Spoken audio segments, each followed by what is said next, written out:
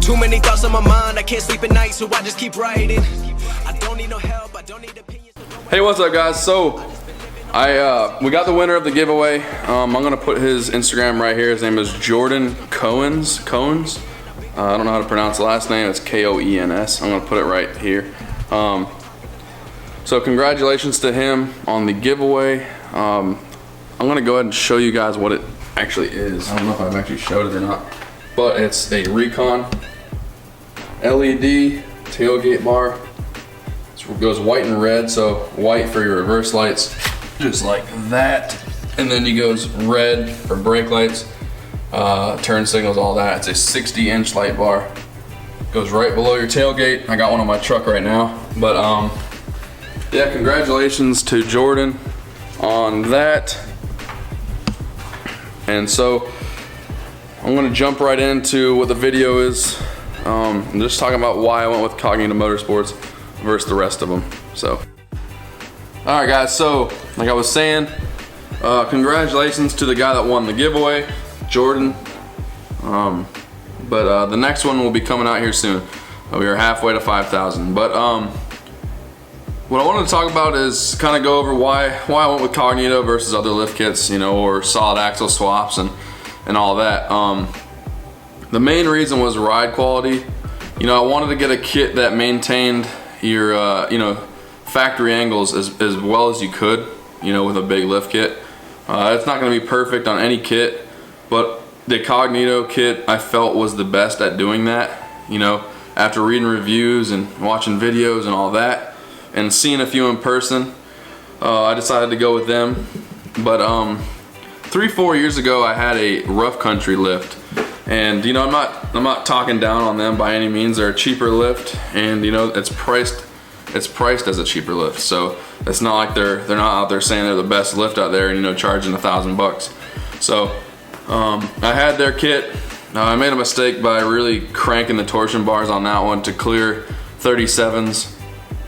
You know, your reliability is going to go way down if you're going to crank your torsion bars that high. You know, you're going to start running into a lot more front end you know, problems, you know, wearing through parts quicker than you need to be. Reliability is going to go out, and then ride quality is going to go. So, you know, I was young then, and you know, I wanted to clear the biggest tires possible. You know, I didn't care about scrubbing, but if you wanted to really use your truck, you know, pull out trees and, you know, tow heavy stuff with your truck, you know, it makes no sense to really go on a cheap kit and try to do all that stuff and, you know, crank your torsion bars up to clear bigger tires. You know, I cleared the 37s, still scrubbed, but I remember one time I was helping my buddy pull out some trees in his front yard, and I had it in 4 low, and this was on that rough country lift. I had it in 4 low, and so right when I got on it, that rear end squatted down, the front end kind of came up, and these angles got steeper, and my driver's side CV axle snapped. And so, you know, if you're cranking these torsion bars up, your CV axles are suffering, and you know, your angles are off, all your front end geometry is off, and you know, like I said, you're gonna run through some parts faster than you wanted to, and before you know it, you know, that cheaper lift became a more expensive lift, you know, with how much you're having to replace. So to me, it pays to, you know, if you can afford a nicer lift like a McGoy's and Cognito and full throttle. You know, I don't like full throttle, but if you can afford it, go ahead and do it. Don't crank your torsion bars up. You know, so say you want a 6-inch kit, don't get a 4 to 6-inch kit, because you're gonna be cranking to you know, get that 6 inches. If you want a 6-inch kit, I recommend a 7 to 9-inch kit. That way you can stay on the low end of that 7 inches, decrank a little bit down. That way you can kind of maintain a good ride quality. I ultimately wanted a 9 to 10-inch lift. The way it worked out when I had the kit installed is my springs in the rear were sitting at about 12 inches. And so I had to crank my truck up in the front end to kind of level it. But over time, the springs sagged down a little bit, down to where I kind of really wanted it ultimately.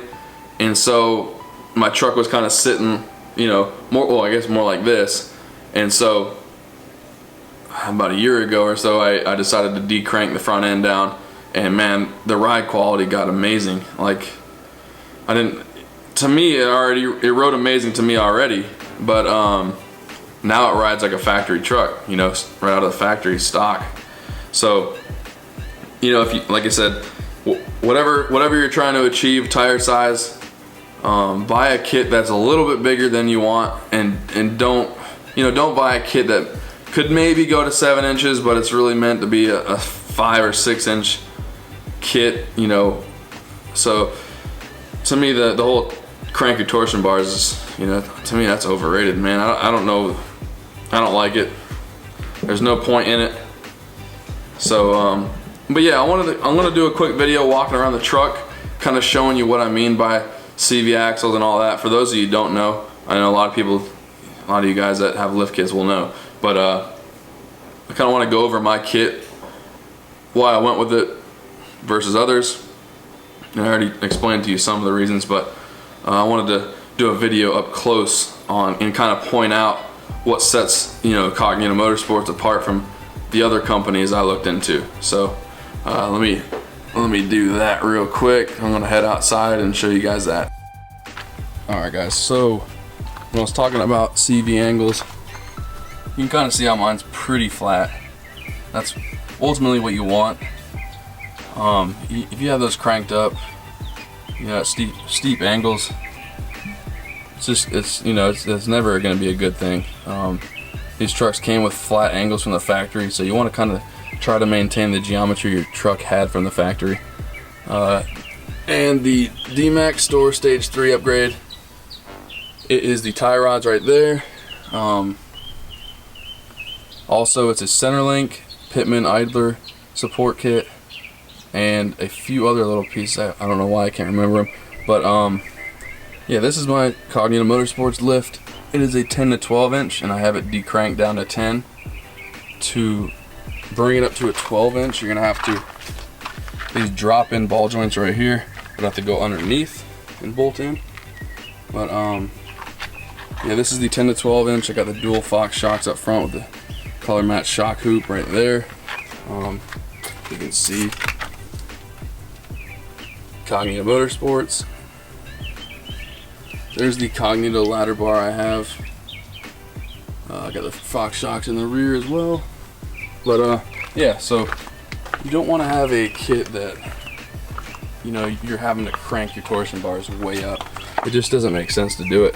And like I was saying inside, you're gonna wish you didn't. You know, you're gonna wish you went with a bigger kit and decranked it down instead of buying a smaller kit and having to decrank it to the tires you want. So yeah, so far this has been a flawless kit. It's got probably 50,000-60,000 miles on it, on these tires as well. And as you can see, there's quite a bit of stance to it. You know, I never had a problem with anything up front. I just replaced the wheel bearings just because I felt like I should have. Being, you know, these are 20 by 14s, negative 76 offset. So as you can see, it's a lot of stance. But yeah, those are kind of just the reasons I went with this kit. And you can see it's a full differential drop versus other kits that will they'll drop the differential maybe halfway. So like you'll have a 6-inch kit and that diff will only drop about 4 inches. So that's automatically going to give you a little more angle on your CVs right there. So you can see mine are almost flat. But that's what you want. You don't want a kit that's done correctly. Like this is a full diff drop. I think it's a full 10 inches. So yeah, if I wanted the 12-inch out of this kit, I would put, I'll show you real quick, like I showed on the other side. These ball joints would go underneath this, and I'd have to crank the torsion bars up more than I want. So to me, it's not worth it. But yeah, I want to go back inside and kind of talk about other kits and pros and cons of them and solid axle and all that. So all right, so I just went over kind of the main things that made me want the kit and why I feel it's the best out there. Like I showed you, factory angles you got. I'm not cranked, you know, it's not cranked up to achieve what I want. So like I was saying, if you want a 10-inch kit, if you want ultimately a 10-inch lift, you know, don't go with a 7 to 9-inch kit, you know, or a 8 to 10-inch kit to crank it up to get there. You really ultimately want to get a kit that's a step up. That way you can keep it decranked down and kind of maintain that good ride quality, because the more you crank those things, the harder that thing's gonna ride, the more parts you're gonna run through and all that. So you want to maintain the factory angles. The full differential drop is key, I think. Like I was saying out there, rough country doesn't do a full differential drop, which I think they may now, but they didn't when I had it. So the angles were going to be somewhat bad either way, even if you decranked them. So yeah, those are just some, you know, that's kind of the reasons I went with this kit versus others. And so the reason I didn't go with a solid axle swap is because I just didn't need it. I don't need, you know, big coilovers or big leaf springs up front for me to use my truck. I'd rather my truck ride good and still be reliable. You know, I built this front end correctly to where, you know, GM has some pretty weak parts from the factory, but then again, they're not meant to handle 38 1550s on negative 76 offset. You know, they're skinny tie rods. They handle a truck in, you know, stock form pretty well. You know, I mean, they get tires like this big, they're this wide from the factory, so I mean, you don't need really beefy tie rods for that. But yeah, if you built your IFS correctly, you know, with a decent kit, you know, there's nothing wrong with it. And 90% of the people that solid axle their truck are Duramaxes, you know, Ford's, you know, Super Duties and all that, Cummins and all that come solid axle. But the Duramax guys that say you should, you know, you need to swap your truck, I've noticed that like 80 or 90% of them don't even have front drive shafts. So I'd beat them anyways off-road. They ain't going anywhere two-wheel drive anyways. So to do a solid axle swap correctly, you know, $8,000 to $10,000 at least, is what I, you know, when I got quotes, was around there. A fully built Cognito Motorsports lift, you're probably gonna still look around that. But then again, those kits most of those big solid axle kits take a while to fabricate. They're gonna be in the shop a long time. There's a lot more fabrication that goes on to the truck as far as welding and making cuts. Whereas a Cognito Motorsports lift, you could put on in a day or so, you know. And I didn't want to, you know, I didn't want my truck down for 2-3 months. So that was another reason.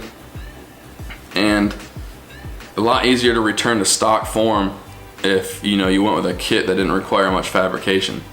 So that was another main reason. But yeah, if you guys have any questions regarding lift kits, you know, whether it's Zone, Rough Country, BDS, FabTech, McGoy's, Cognito, leave a comment. I'll try to answer as good as I can, or message me on Instagram. My Instagram is the same as my Facebook, or same as my YouTube. So yeah, ask me there. But I made this video mainly because I was talking to JW Montoya. He's got the white LOY Duramax, it's GMC, and he's got a McGoy's 7 to 9 inch kit, which is a great kit. But to me, I just wanted to talk about why I went with mine, and he talked about why he went with his. You know, they're both great kits. There's nothing wrong with either of them, but his kit's been great for him. Mine's been great for me. So it's all, to me, it's all an opinion, and it's all what you want to spend. So, but yeah, I hope you guys enjoyed this video. If you did, please give it a like. If you guys have any more ideas on new videos in the future, please leave a comment.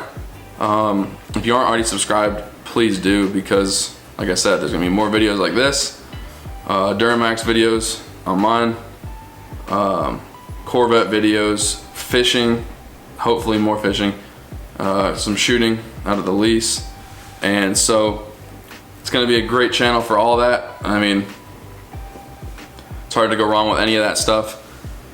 But also, I'm going to be at the call out at that Cecil County Dragway. It's on the 28th of October, so next week. I will be there, rolling in there with Mike, Street Speed 717, Dirty Max Jack, and those guys. So I'm hoping to see you guys out there. I'm sure a lot of you guys that already subscribed to Mike, you know, because our trucks are identical. You know, I copied them. So yeah, I hope you guys enjoyed the video. Please like and subscribe, and thanks for watching.